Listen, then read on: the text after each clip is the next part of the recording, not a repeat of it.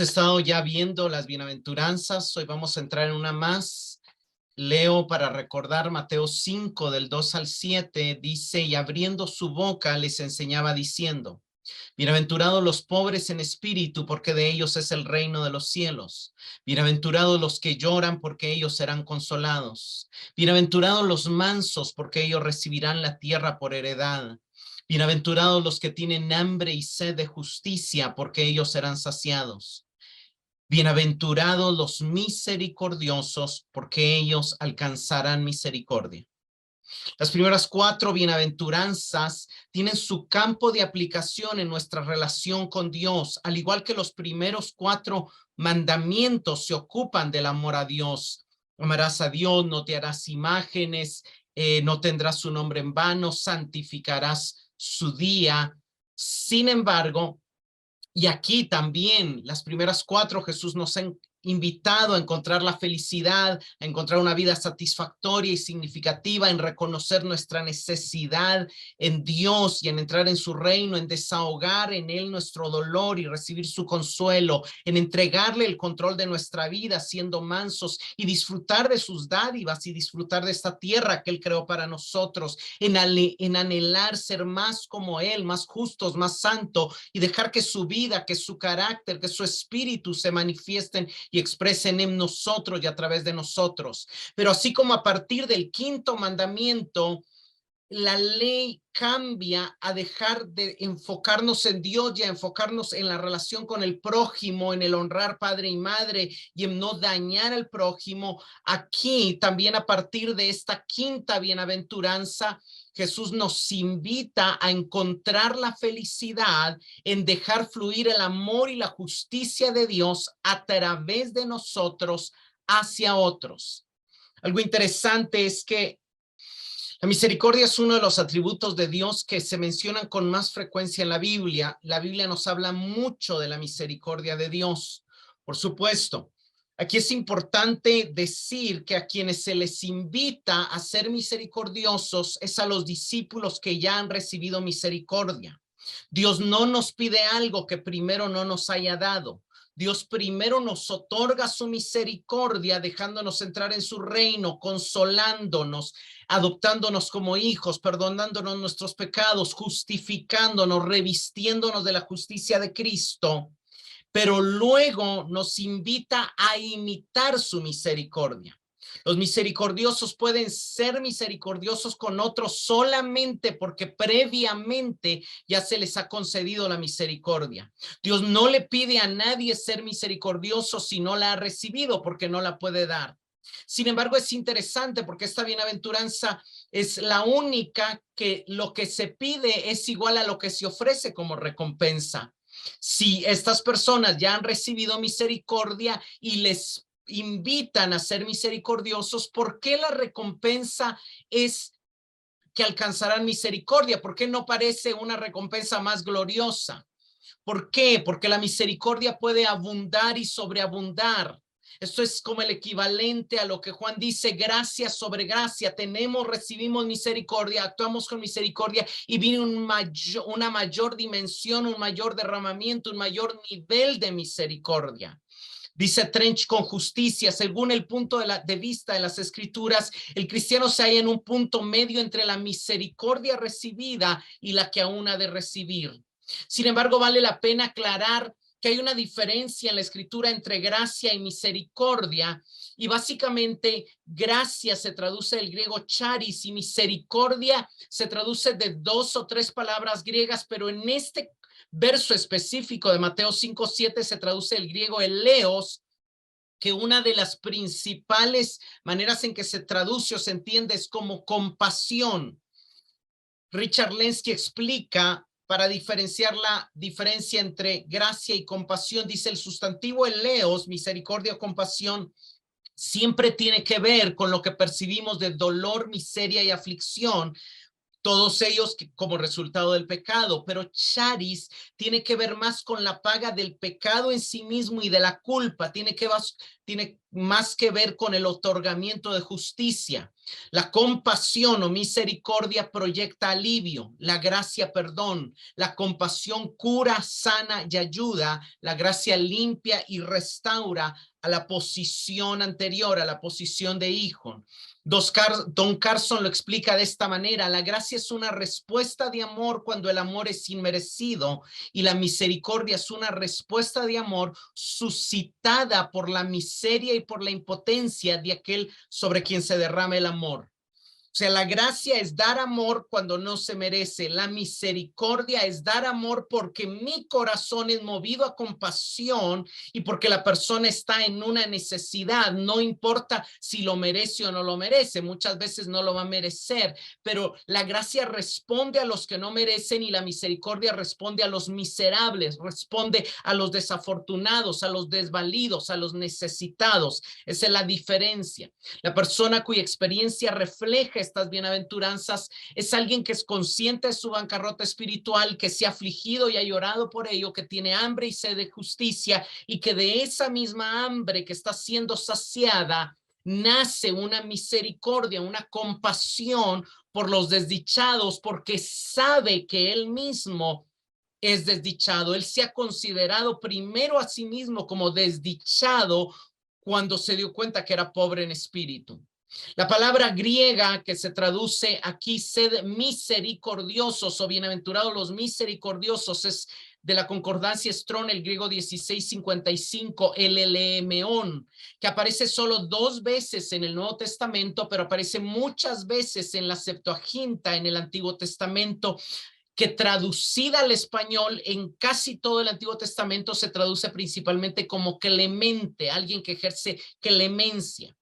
Lo interesante es que la única otra ocasión en que aparece esta palabra que Cristo usa aquí, bienaventurados los misericordiosos, es en Hebreos 2:17. Vamos a Hebreos 2:17, que nos habla precisamente de Cristo. Por lo cual debía ser en todo semejante a sus hermanos para venir a ser misericordioso y fiel, sumo sacerdote en lo que Dios se refiere, para expiar los pecados del pueblo. Pues en cuanto él mismo decidió siendo tentado, es poderoso para socorrer a los que son tentados. Entonces vemos que el primero que se califica como misericordioso es Cristo. Él encarna en sí mismo primeramente las bienaventuranzas. Por eso las bienaventuranzas es un llamado a seguirle, es un llamado a ser como él, siendo ya sus discípulos, habiendo ya creído en él. Lo interesante es que él dice que él debía de ser semejante a nosotros en todo, para poder ser misericordioso, para poder ejercer compasión, para poder comprender nuestra debilidad. Ser misericordioso tiene mucho que ver con extender la mano a alguien que la necesita, sabiendo que en algún momento nosotros hemos necesitado de una mano que se extienda hacia nosotros, y Cristo vino y nos extendió su mano. Cristo se caracterizó en toda su vida y ministerio por su compasión y misericordia. Siempre se le ve en los evangelios atraído a los pecadores, a los enfermos, a los cautivos, a los dolientes, a los necesitados, para mostrarles su misericordia.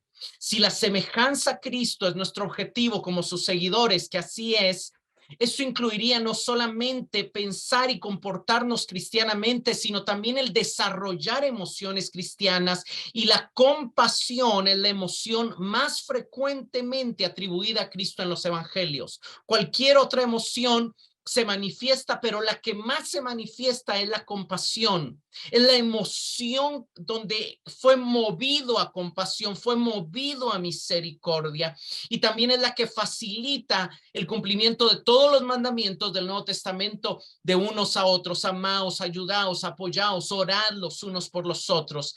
La compasión es esa emoción en Cristo que le hace volcarse hacia nosotros y que es esencial para la transformación de cualquier componente de nuestra vida. Necesitamos ayuda para cambiar nuestras emociones, y una forma en que Dios nos ayuda es proporcionándonos su cuidado. La misericordia es manifestada por el estado de un corazón que ha aprendido a hacer la paz y que ha aprendido a perdonar. La misericordia se trata de una acción, es decir, de una acción generosa que libera a alguien de la necesidad de una atadura. Podría tratarse de una atadura de culpa, de hambre, de una esclavitud, alguien necesitado de alimento, de sanidad. Entonces, en ese momento llega el que es movido a misericordia y lo libera de eso que lo está atando, aprisionando, que puede ser obviamente algo totalmente no físico, sino emocional, psicológico, espiritual.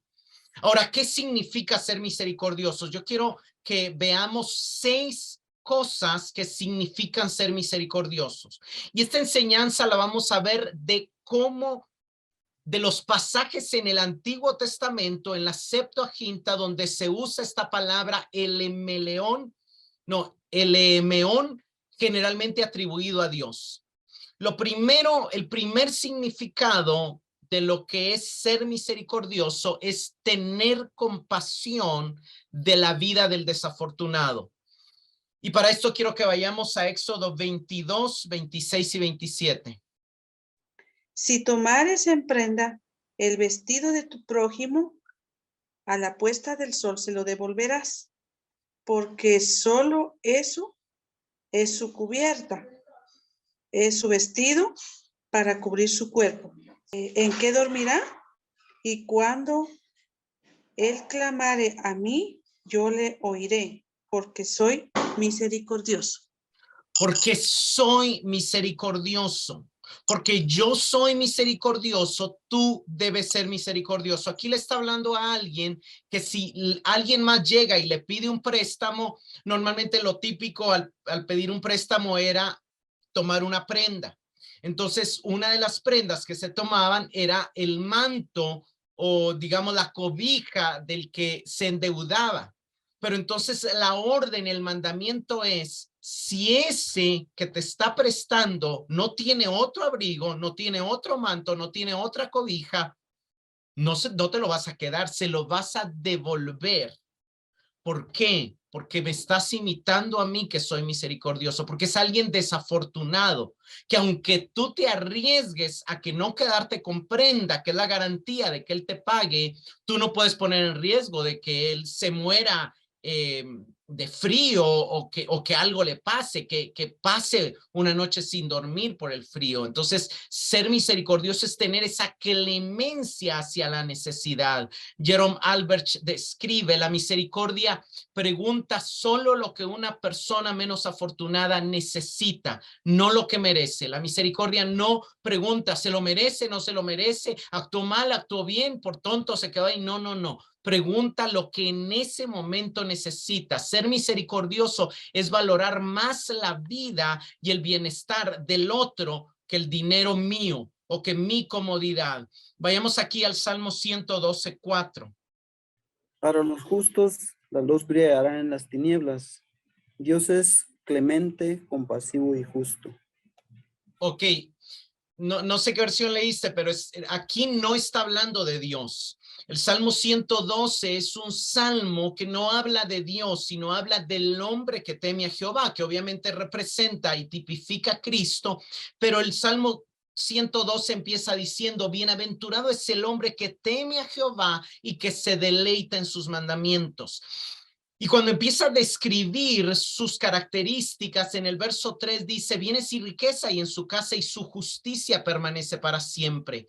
El verso 4 dice, luz resplandece en las tinieblas para el que es recto, porque este hombre es clemente, es misericordioso, es compasivo y injusto. Verso 5, bien le va al hombre que se apiada y presta y arreglará sus asuntos con juicio. Es bien interesante porque lo que está diciendo es que ser misericordioso es tener la disposición a prestar, es tener la disposición a no dejar que el otro se muera de hambre o que lo echen de su casa o que se quede, y obviamente hay límites para eso. Pero el verso 9 del mismo Salmo dice, con liberalidad ha dado a los pobres, su justicia permanece para siempre.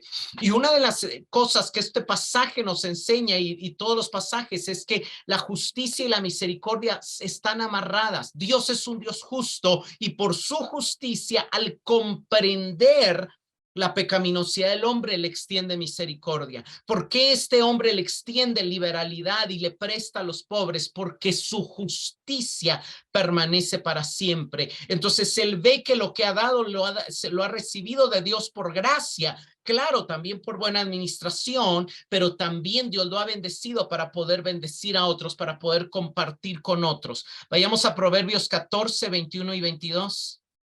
Peca el que menosprecia a su prójimo, mas el que tiene misericordia de los pobres es bienaventurado. No hieren los que piensan en el mal, misericordia y verdad alcanzarán los que piensan el bien.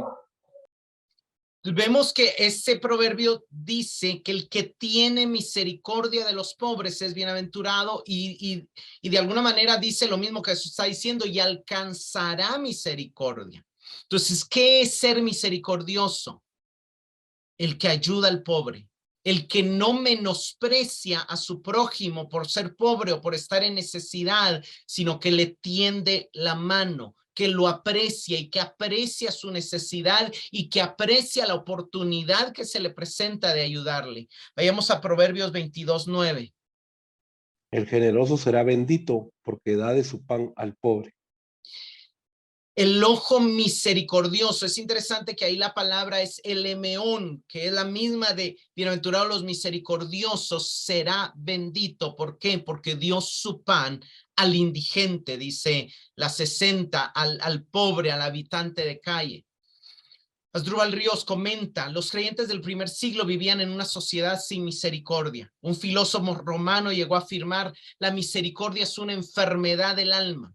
Los romanos predicaban 4 virtudes cardinales, la sabiduría, la justicia, el valor y la templanza, pero la misericordia no era algo que se promoviera desde la filosofía grecorromana de la virtud. La virtud de ser misericordiosos es una idea nueva que Cristo está trayendo. La idea de ser compasivo, de conmoverse hacia las necesidades y sufrimientos de otro, distaba lejos de lo que se miraba como una característica para ser guerrero, para ser vencedor, para triunfar en la vida desde el punto de vista romano, desde la filosofía romana.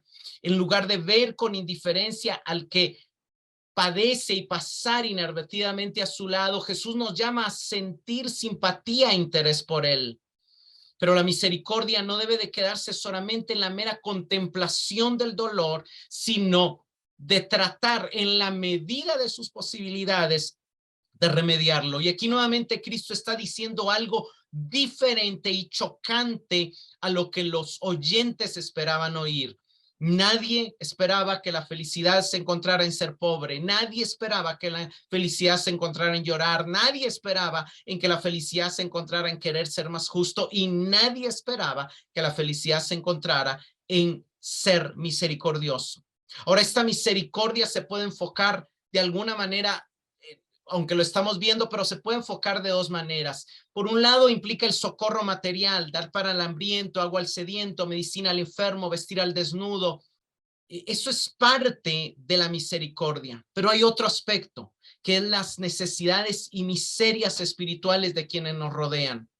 Cuando otros, en medio de sus problemas internos y miserias espirituales, lo que necesitan es una oportuna palabra de consuelo, de orientación, de perdón, una palabra que sea como un refrescante vaso de agua fría para sus fatigados espíritus. Aquí practicar misericordia sería dar dicho vaso de agua llevando el mensaje de salvación en Cristo, porque esa es la mayor necesidad del ser humano.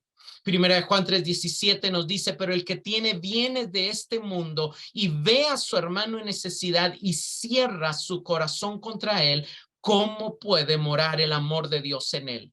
Entonces, en primer lugar, el primer significado y el más evidente de ser misericordiosos es tener compasión con el necesitado, no cerrar el corazón al que esté en necesidad, sino que dejar que el amor de Dios fluya en nosotros para procurar aliviar la necesidad, sea física o sea espiritual, del prójimo.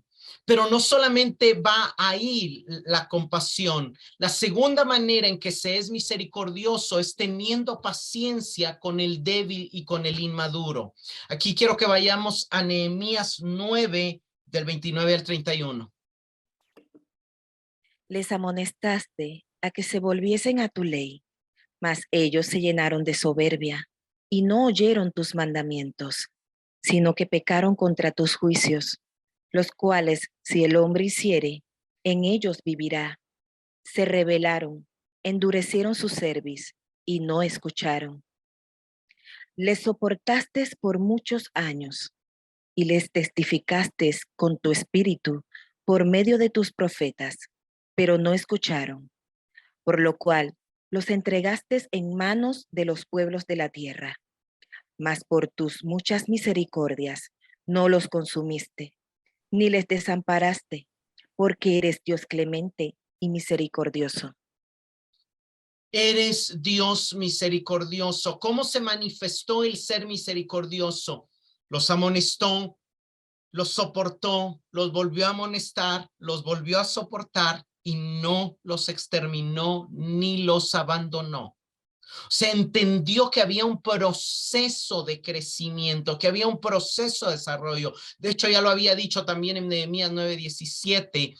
Le dices, tú eres Dios de perdón, clemente y misericordioso, lento para la ira, abundante en misericordia, y no los abandonaste.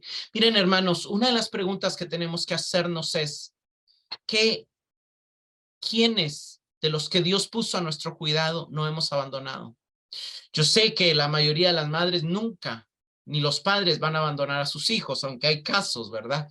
Pero realmente el ser misericordioso es no abandonar a un amigo, a un discípulo, a un hijo, a alguien que tiene necesidad, a alguien que Dios nos encargó para estar pendientes de él.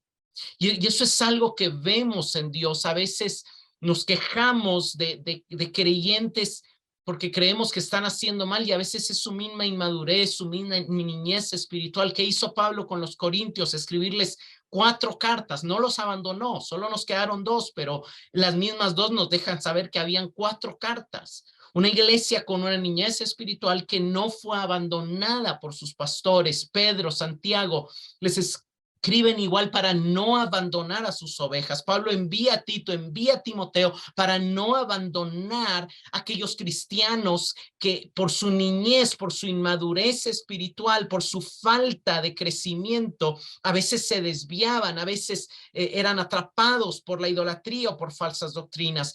Ser misericordios, no abandonar a alguien a pesar de su rebeldía, a pesar de su inmadurez, a pesar de sus caídas muchas veces. Vayamos aquí al Salmo 103, verso 8 y luego 13 y 14. Misericordioso y clemente es Jehová, lento para la ira y grande en misericordia. Como el Padre se compadece de los hijos, se compadece Jehová de los que le temen, porque Él conoce nuestra condición, se acuerda de que somos polvo.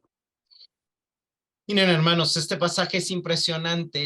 El salmista empieza llamándonos a bendecir a Jehová y a recordar todos sus beneficios, cómo nos rescató, cómo nos dio salud, cómo nos colmó de bien, cómo defiende a los oprimidos, pero luego dice, misericordioso es el Señor. ¿Por qué? Porque Él nos ve como sus hijos. Y como un padre se compadece de los hijos, el Señor ve nuestra inmadurez, ve nuestra ignorancia, ve nuestra... ¿y qué dice? Se acuerda de que somos polvo. A veces se nos olvida de que la persona que nos dañó no ha conocido el amor. A veces se nos olvida de que el creyente inmaduro todavía no le habían explicado que eso era pecado. A veces se nos olvida de que ponemos expectativas en las personas que no las pueden cumplir. Hermanos, necesitamos acordarnos de nuestra condición y de la condición de nuestros hermanos. Y necesitamos acordarnos de que nuestras expectativas en los demás deben estar limitadas y no deben de ser puestas en los demás, sino en Dios. Ser misericordioso es estar consciente de la debilidad del prójimo, del hermano, del amigo, del familiar, y es tener paciencia para con el débil en la fe, para con el inmaduro, para con el que todavía de alguna manera se manifiesta una rebeldía en su alma, para con el que no ha crecido a una mayor claridad o a un mayor conocimiento del evangelio. Tercer significado de lo que es ser misericordioso. Ser misericordioso es estar dispuesto a escuchar en vez de juzgar. Vayamos a Job 19:21. Tengan misericordia de mí, amigos míos. Tengan misericordia, porque la mano de Dios me ha golpeado. Si nosotros vemos el libro de Job, ustedes lo conocen, los primeros 7 días fueron maravillosos. Los 7 amigos llegan, se sientan frente a Job y lloran con él, pero inmediatamente después empiezan a acusarlo. Job, seguramente hay un pecado que no has confesado, seguramente algo hiciste mal, seguramente es que no es normal, esto es castigo de pecado. Confiesa tu pecado, arrepiéntete, vuélvete a Dios. Y en un momento donde en el capítulo 19 le empieza diciendo: ¿hasta cuándo angustiaréis mi alma y me moleréis con palabras? Ya me habéis vituperado 10 veces. Mire, contadas tenía Job las veces que lo habían acusado. ¿No os avergonzáis de injuriarme? Aún siendo verdad que yo haya errado, sobre mí recaería mi error. Pero si vosotros os engrandecéis contra mí y contra mí alejáis el oprobio. O sea, ellos estaban creyéndose justos y no viendo su propia injusticia, y en realidad tan justos eran ellos como tan justo era Job, y tan imperfectos eran ellos como tan imperfecto era Job. Entonces en el verso 21 él les dice: sean misericordiosos conmigo, sean misericordiosos, y se los dice 2 veces. O sea, en lugar de estarme juzgando, en lugar de estarme atacando, ¿por qué no se dedican, como lo hicieron al principio, a llorar conmigo, a escuchar? Y miren, hermanos, esto es una de las cosas que a veces nos hace falta. A veces somos tan rápidos para decir: es que no deberías, es que ¿por qué hiciste? Es que esto está mal, es que no aprendes. En lugar de escuchar al angustiado, con el fin de solamente dedicarle tiempo, con el fin de solamente oír y poder llorar con él su dolor. David Burt escribe: para mostrar misericordia tenemos que haberla recibido, pero algo anda profundamente mal si después de ser objetos del amor divino cerramos nuestros corazones al dolor del prójimo. Hay un dolor que mucha gente está cargando, de culpa, de vergüenza, de acusación, de frustración, que no tiene nada que ver con necesidad económica, que no tiene nada que ver con falta de vestido. Y una de las maneras en que podemos ser misericordiosos es estar dispuestos a escuchar. Cuarta manera de ser misericordiosos, vayamos a Romanos 12:8. En la exhortación, el que reparte con liberalidad, el que preside con solicitud, el que hace misericordia con alegría. Ser misericordioso es gozarse en prestar un servicio al prójimo. El que hace misericordia, dice Pablo, el que tiene el don de hacer misericordia, hágalo con alegría. Daniel Carro comenta: el término misericordioso describe el carácter de una persona que es altamente sensible a las necesidades de otro, se identifica con ellos y responde con los recursos a su alcance para aliviar o satisfacer la necesidad. En caso de ofensas personales, describe la disposición a perdonar. Aquí obviamente esta podría haberla unido con la primera, pero hay algo interesante, ¿verdad? Que no es solamente lo mismo ser movido a compasión que regocijarse y gozarse en la capacidad o la oportunidad que Dios nos da de prestar un servicio al prójimo. Hacer misericordia debe de llevar a gozarnos. El que es misericordioso debe de gozarse por poder tener el tiempo para haber llevado comida, pero también por haber escuchado, por haber llorado, por haber comprendido, por haber tenido paciencia con el débil, con el inmaduro, con el que está creciendo. Entonces vemos cómo el objeto de misericordia es alguien que necesita ser escuchado, es alguien que necesita que no se le abandone, porque ha sufrido ya por abandono y necesita que alguien esté pendiente de él. aunque en algún momento no te va a contestar, aunque en algún momento te va a hacer sentir que no necesita de ti o te va a pedir que te alejes. Si tú sabes que Dios te ha puesto una carga sobre él, no puedes abandonarlo o abandonarlo. Como quinta manera de ser misericordioso, este es un poco difícil. Vamos aquí a Judas 1, 22 y 23 o Judas simple y sencillamente versos 22 y 23. A algunos que dudan, convéncelos. A otros salvad, arrebatándolos del fuego. Y a otros tened misericordia con temor, aborreciendo aún la ropa contaminada por su carne. Este pasaje es un pasaje difícil, ¿verdad? Pero aquí Judas nos está hablando de tres tipos de misericordia, de tres tipos de persona. Y para entender a qué se está refiriendo Judas, tenemos que entender que la carta está escrita a un grupo de creyentes y es un llamado a contender por la fe al frente de falsos maestros. Judas explica que falsos maestros se han infiltrado en la iglesia y estos falsos maestros están enseñando que se puede pecar con libertad, están enseñando libertinaje, están enseñando inmoralidad, están enseñando corrupción, están enseñando ganancias deshonestas. Y entonces Judas dice, hay que tener misericordia de tres tipos de personas. Algunos son creyentes verdaderos, pero los falsos maestros los han hecho dudar de la verdad, los han hecho dudar de su salvación, los han hecho dudar de la importancia de la santidad. A ellos tengan misericordia convenciéndolos. Entonces, una de las maneras en que somos misericordiosos también es exhortando con la verdad.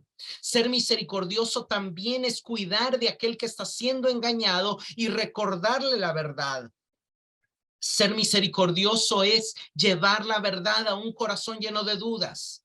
Ser misericordioso también es arrebatar del fuego a los que todavía son salvables. Eso es hacerles ver, te están engañando, te están manipulando, eso no es la verdad. Si sigues a este falso maestro, vas a parar al infierno. Entonces, eso es salvar arrebatándolos del fuego, es salvar con la verdad, de manera que la compasión aquí no se expresa con escuchar, no se expresa con dar de comer, sino la compasión aquí se expresa con exhortar por medio de la verdad, con llamar la atención. John Benton comenta aquí, tenemos a Judas ordenándonos 4 cosas. Número 1, nos enseña mostrar compasión enseñando la verdad a los que dudan. Número 2, nos enseña a demostrar urgencia a los que arrebatando del fuego a los que han sido engañados. Número 3, y aquí es donde entra la parte como difícil el pasaje, porque luego dice, y de otros tened misericordia con temor. Y aquí lo que nos enseña es a mostrar sensibilidad o discernimiento. Tener misericordia con temor es, quizá este tercer grupo son los mismos falsos maestros o los discípulos que están altamente comprometidos con los falsos maestros. De ellos, obviamente hay que rechazarlos, hay que odiar su engaño y su mentira, pero no sin misericordia. Porque Dios aún al pecador le dice, tiene misericordia, pero obviamente aborrece el pecado que comete. Entonces, es una misericordia precavida, es una misericordia con temor, es una misericordia con cuidado, es una misericordia con distancia, no sea que me termine a mí contaminando. Por eso dice, aborreciendo aún la ropa contaminada por su carne. O sea, debemos conversar desde un odio piadoso al pecado, desde un odio piadoso a la mentira, desde un celo por conservar la pureza. Cuando más grande, David Burr comenta aquí, cuando más grande es el alejamiento de la verdad de algunos falsos maestros, tanto más debe ser nuestra compasión. Pero nuestra misericordia nunca debe traicionarnos ni conducirnos a actitudes sentimentales que nos cieguen ante la realidad de esta mentira. El temor a los daños que los apóstatas pueden infligir a las iglesias debe llevarnos a aborrecerlos, pero notemos bien el objeto de nuestro odio, porque Judas emplea un lenguaje muy exacto. No nos incita a aborrecer a los mismos apóstatas o falsos maestros, sino su ropa contaminada. En otras palabras, el objeto de nuestro aborrecimiento no debe ser el pecador, sino el pecado. Lo que está diciendo aquí es que aborreciendo aún sus ropas contaminadas, recordemos que la iglesia está vestida de lino fino, y el lino fino son sus acciones justas. La ropa representa las acciones, y lo que debemos de aborrecer son las acciones de engaño, las acciones de manipulación, las acciones de ganar dinero por medio de la predicación. Esas acciones debemos aborrecerlas y estar lejos de ellas. Nunca vamos a invitar a predicar a alguien que predica por ganancias deshonestas. Nunca vamos a invitar a compartir, o no le vamos a dar la palabra a alguien que cree una mentira o que cree una herejía, pero tampoco lo vamos a condenar. Vamos a tener una misericordia en el sentido de desear que un día la verdad le alumbre, pero nuestra misericordia va a ser con temor, va a ser con distancia, va a ser con precaución, y la misericordia se va a enfocar también a aquellas personas que están todavía en un punto de duda, que están por caer en el engaño, entre el engaño y la mentira, pero hay que convencerlos hacia la verdad, y otros que también todavía se pueden salvar del fuego, del infierno al que llegarían si siguen esta mentira, haciéndoles ver que es una mentira. Entonces vemos cómo la misericordia, el ser misericordiosos, no solamente es hacia el desdichado, hacia el inmaduro, o hacia el que necesita ser oído, sino también al que está siendo engañado y al mismo que está engañando. Aquí quiero que vayamos a 1 Corintios 5:11. Os escribí que no os juntéis con ninguno que llamándose hermano fuere fornicario, o avaro, o idólatra, o maldiciente, o borracho, o ladrón. Con él tal ni aun comáis.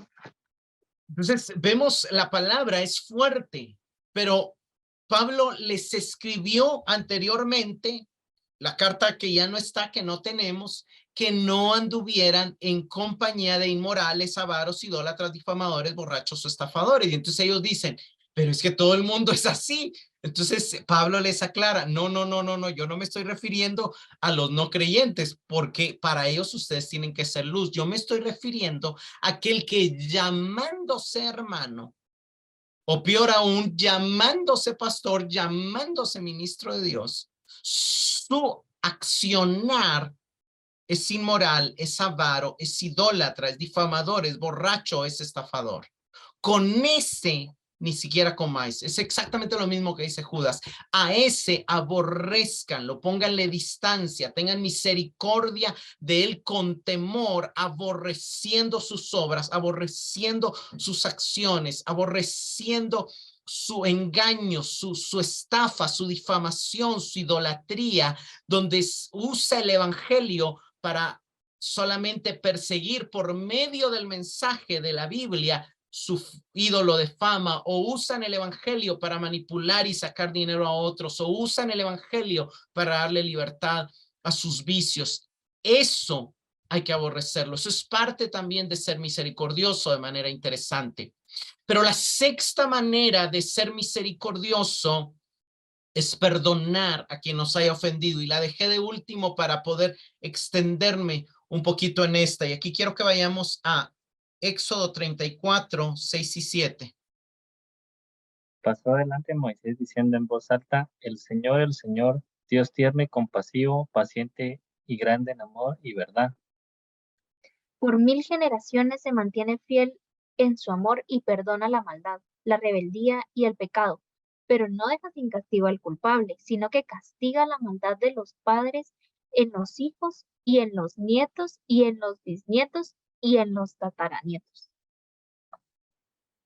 Esto es muy interesante porque expresa que el Señor es compasivo y clemente. Y aquí la palabra clemente es esta palabra emeno, que es misericordioso, lento para la ira y abundante en misericordia y verdad. ¿Qué significa eso? Que Él perdona la iniquidad, la transgresión y el pecado. Ahora, ¿a quién perdona? al que se arrepiente. ¿A quién perdona? Al que pide perdón. Porque en su justicia no va a tener por inocente al culpable. Perdona al que se arrepiente y castiga a los que no se arrepienten. Entonces es algo interesante porque ser misericordioso es perdonar. Pero ser misericordioso no es justificar la culpa, no es anular la culpa. Es comprender que hay muchos factores que influyen, que la persona que me ofendió, que me dañó, que me lastimó, está en esclavitud al pecado y es tener una gran disposición a perdonar si la persona se arrepiente y pide perdón.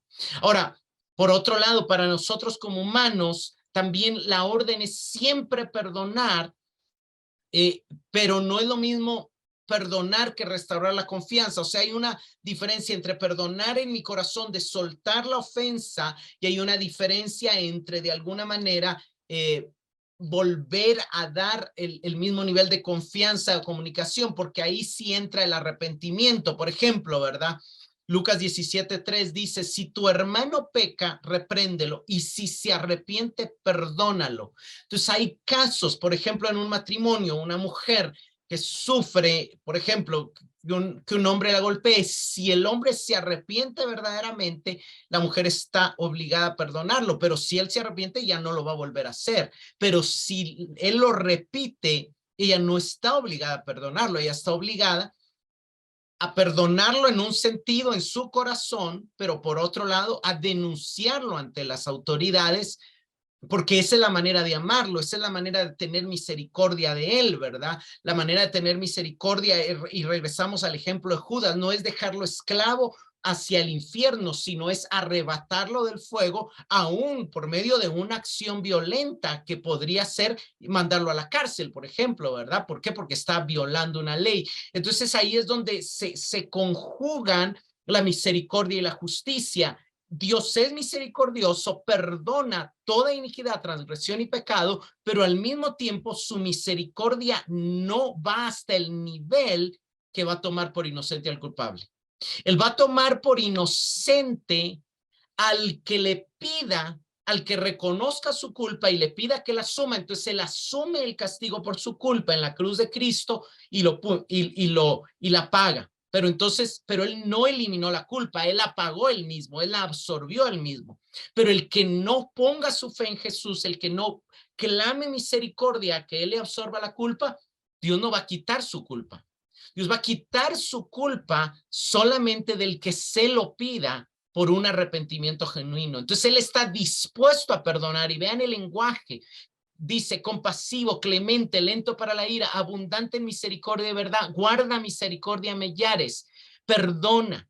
O sea, constantemente se repite los términos compasión, clemencia, lentitud para la ira, abundancia en misericordia, verdad, misericordia millares. O sea, hay 7 términos que muestran esa disposición a perdonar, y un solo término: no tendrá por inocente al culpable. O sea, un solo término que pone el equilibrio de su justicia. El que no se aproveche, o el que no reconozca, el que no acuda a la disposición de Dios de tener misericordia, se va a topar con su castigo. Y de alguna manera, el llamado a ser misericordioso es un llamado a imitar a Dios. Es un llamado también a tener una gran disposición a perdonar, claro, con un límite. Y ahí es donde entra, pero lo malo es que a nosotros nos cuesta llegar a la disposición a perdonar. Vayamos a Proverbios 19:11. El entendimiento del hombre detiene su furor, y su honra es disimular la ofensa. Esa palabra que se traduce lento para la ira es la misma palabra que es el emeneo, o sea, la discreción o la inteligencia del hombre le hace misericordioso, pero en el contexto, nuestras versiones, la mayoría lo traducen lento para la ira, que se conjuga con lo que vemos de las cualidades de Dios, y su gloria, su honra, su honor es pasar por alto una ofensa. Entonces, la justicia clama por castigo, pero la compasión clama por perdón. Y ser misericordioso es asumir el costo de la ofensa. Hermanos, aquí lo importante es llegar a tener, vean cómo el proverbista suma y pone la sabiduría la discreción, la prudencia, la sabiduría, la inteligencia del hombre le ayuda a saber cuándo pasar por alto una ofensa, cuándo absorber o asumir él mismo el costo de la ofensa. Y miren, hermanos, es indispensable aprender a perdonar. Jacques Philippe escribe, el perdón es difícil, pero es necesario. Sin perdón, el mal no cesa de multiplicarse. Solo el valor de perdonar pone fin a la propagación del mal. Y algo muy importante es comprender que si he sido dañado por otra persona, solamente por el perdón podré sanar completamente de esas heridas. El amor de Dios es bastante poderoso para curarlo todo, pero es necesario decidirse con valentía a pasar por la puerta angosta del perdón. Hay algo interesante, hermanos, es que yo creo que ya dejé clara la diferencia entre que necesitamos aprender a perdonar desde nuestro corazón y necesitamos evaluar cuándo es sabio asumir el costo y de alguna manera no tomar medidas contra el que nos ofendió, y cuando hay un punto donde es necesario tomar medidas, pero el punto es que hay un daño que recibimos cuando alguien nos ofendió, nos dañó, nos hirió, cualquier cosa. Para poder sanar de ese daño, yo tengo que perdonarlo. Yo tengo que perdonar en el sentido de dejar de tener un deseo de venganza hacia él, dejar de querer cobrarle lo que me hizo, o dejar de desear que Dios o que la vida o que alguien más le cobre lo que me hizo o le haga lo que me hizo. El amor de Dios es el que me va a ayudar a pasar por la puerta angosta del perdón. Hay una verdad muy importante en esta experiencia del perdón. Algo interesante es que, como vimos la semana pasada, solo Dios puede ser justo. Al igual en la escritura, solo Dios puede verdaderamente perdonar, porque solo Dios en realidad puede asumir el costo de todo el mal que ha sido cometido, y solo Él puede sanar un daño que para nosotros es irreparable. Solo Él puede resucitar lo que está muerto. Entonces, la fuente última de perdón es el corazón misericordioso del Padre. Y la única manera en que nosotros podemos perdonar es nosotros dejando que Él dé su fruto en nosotros, anhelando su justicia y dejando que Él sacie esa hambre y sed fluyendo a través de nosotros, permitiendo que nosotros produzcamos un fruto de misericordia, un fruto de perdón.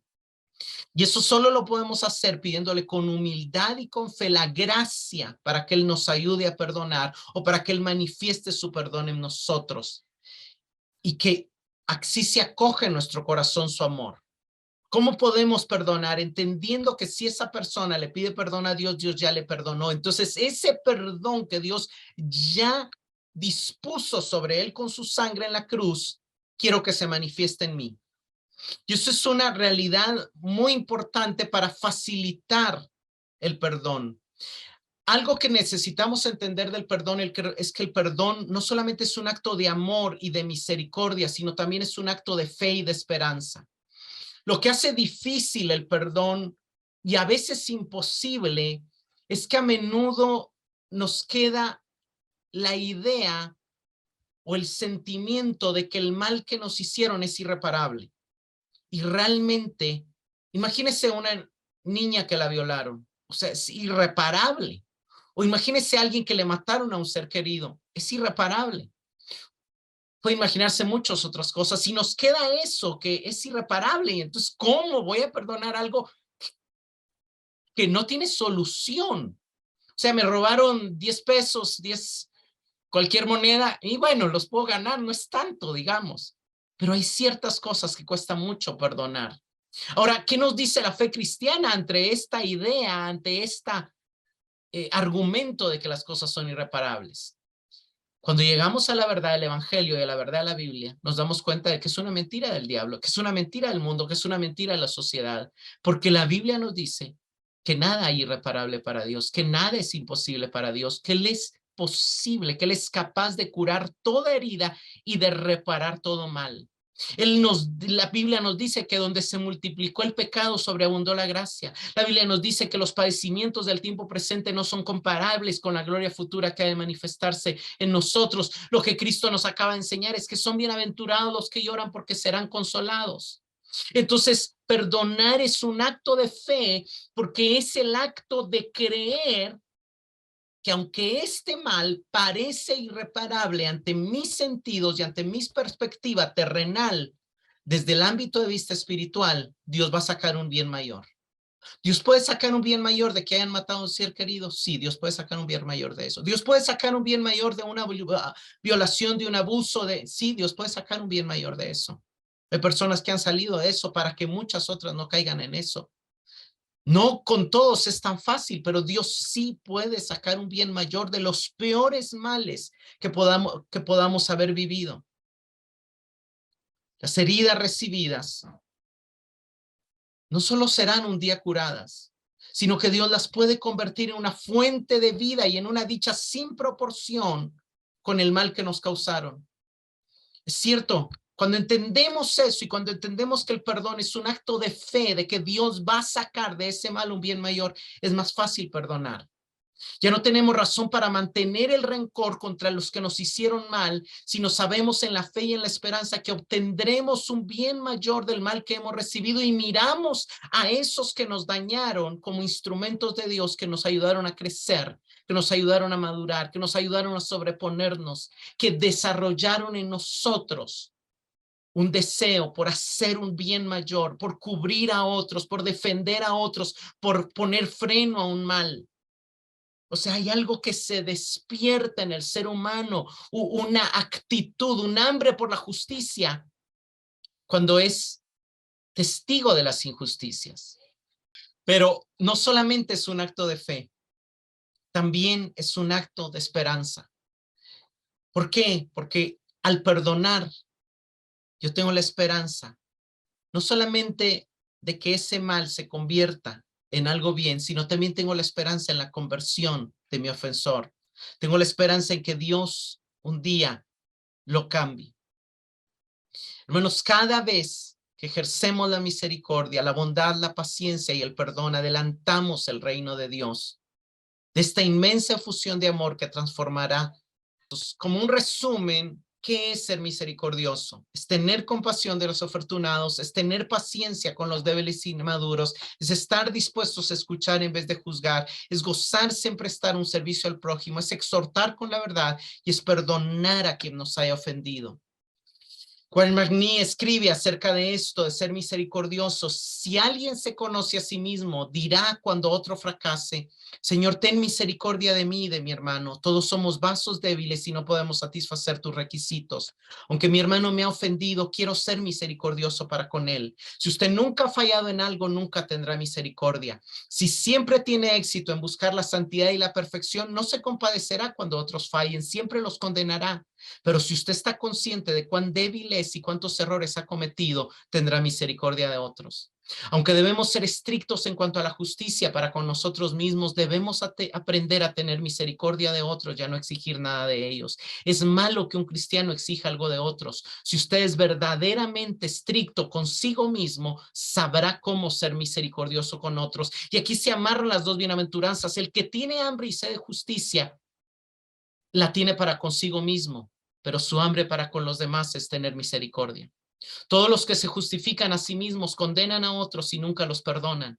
Dios en sí es justo, sin embargo, si Él fuese sumamente justo al tratarnos, todos estaríamos muertos. Aunque Dios es justo en cuanto a sí mismo, está lleno de misericordia en su relación con otros. Nosotros los pecadores caídos de verdad necesitamos la misericordia de Dios y también debemos aprender a ser justos para con nosotros mismos y misericordiosos para con los demás.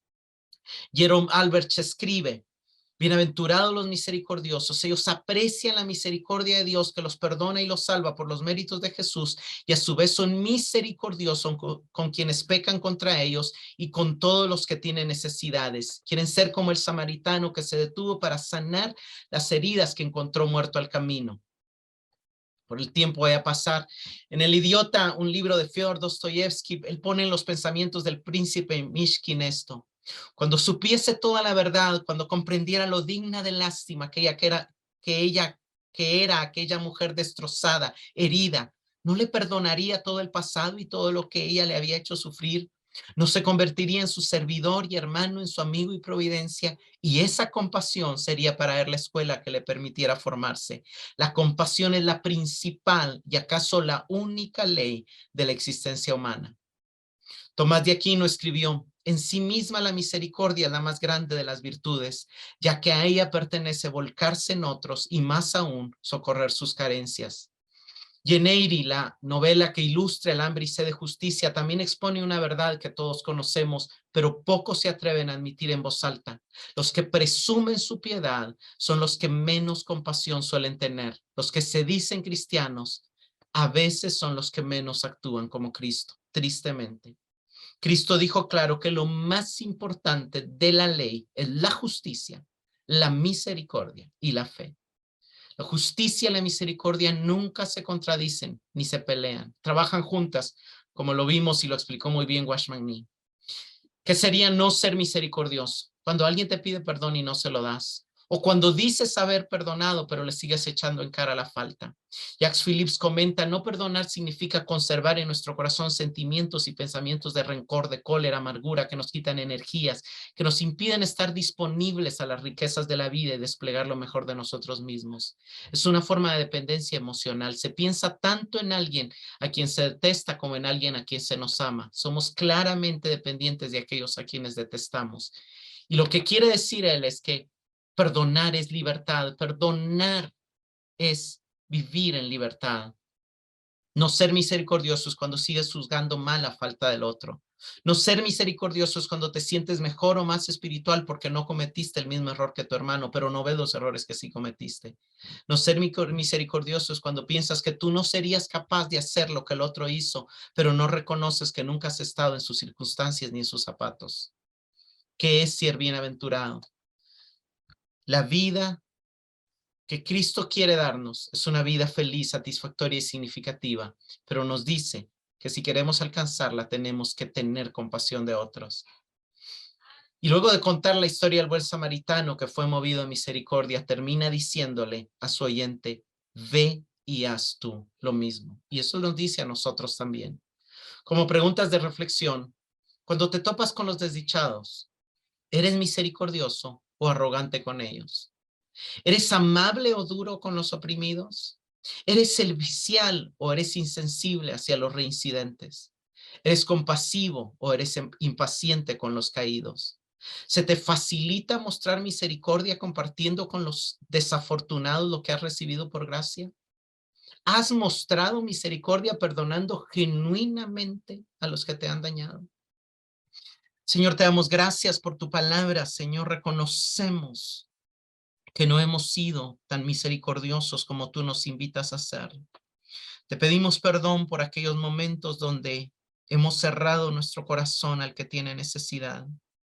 Te pedimos perdón por los momentos cuando no hemos estado dispuestos a escuchar al que necesitaba ser escuchado.